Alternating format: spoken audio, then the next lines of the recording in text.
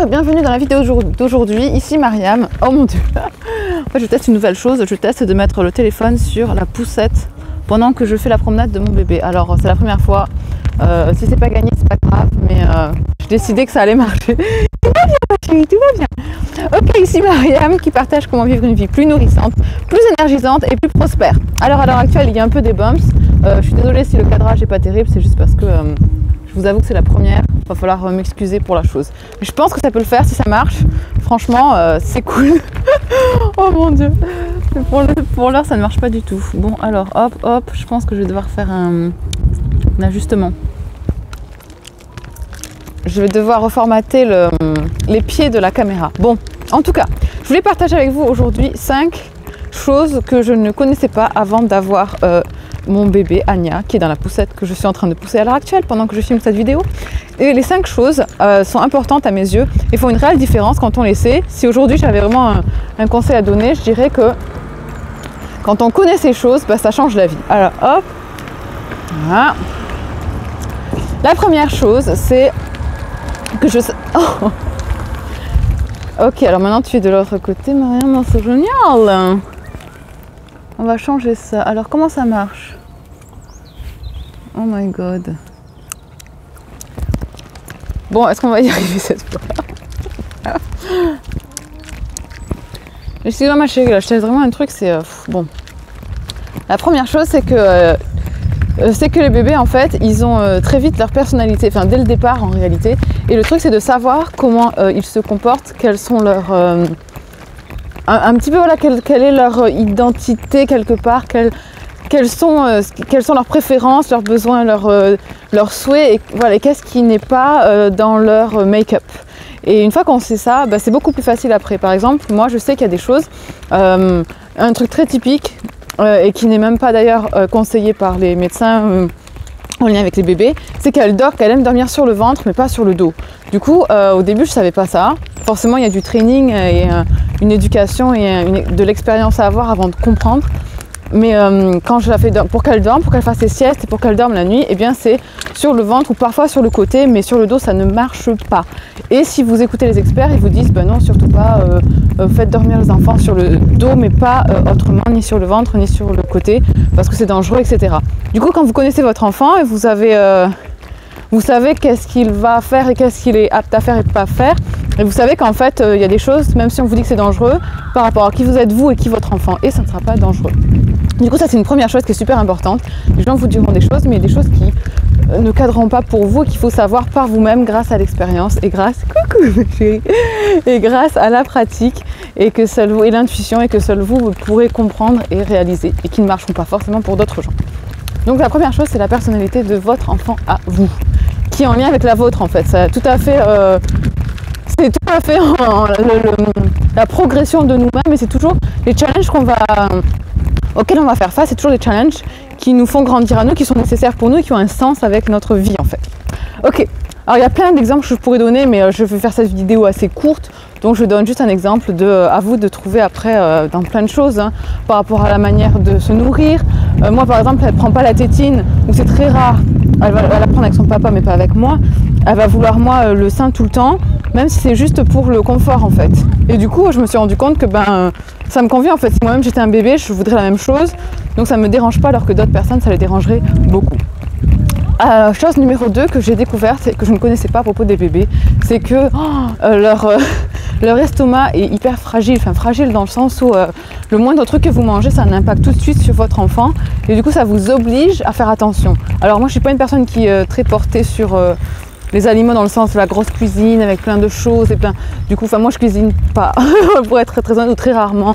Je fais des soupes, je fais des choses simples et je pratique le jeûne intermittent aussi. J'en parlerai dans d'autres vidéos. Oh, il y a du soleil, ma chérie.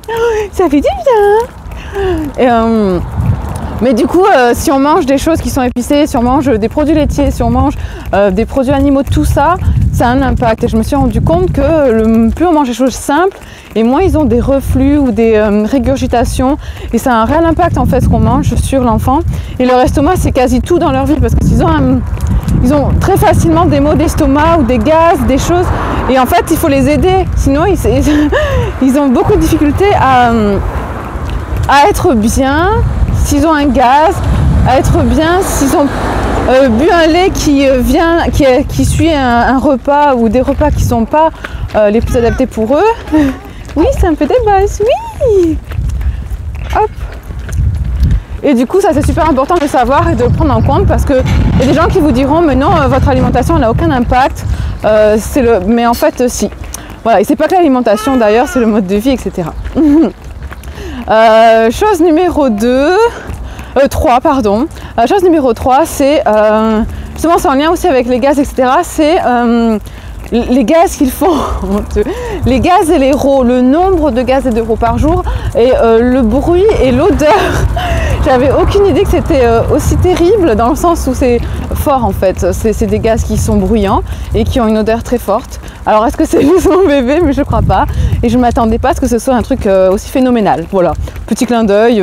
Je dis juste qu'en fait, du coup c'est drôle, ça fait rire toute la famille. C'est toujours tous les jours en fait, c'est l'objet d'aider à faire passer les gaz pour que ce soit plus facile pour l'enfant, de donner, je donne du gripe water des fois, c'est de l'eau en fait avec des herbes dedans, ou en tout cas une, alors fenouil, je crois que c'est du fenouil, et ça aide les bébés, coucou ma chérie Tigaï, ça aide les bébés à digérer mieux, voilà. Mais je lui donne très rarement parce que du coup je fais attention en fait à ce que je mange et le mode de vie que j'ai. Je vais partager d'autres astuces justement pour ça, qui font qu'elle n'a pas, on n'a plus en tout cas, parce qu'au début je savais pas, on n'a plus de choses comme la colique ou les maux d'estomac. On va laisser passer le camion. Donc ça, ensuite,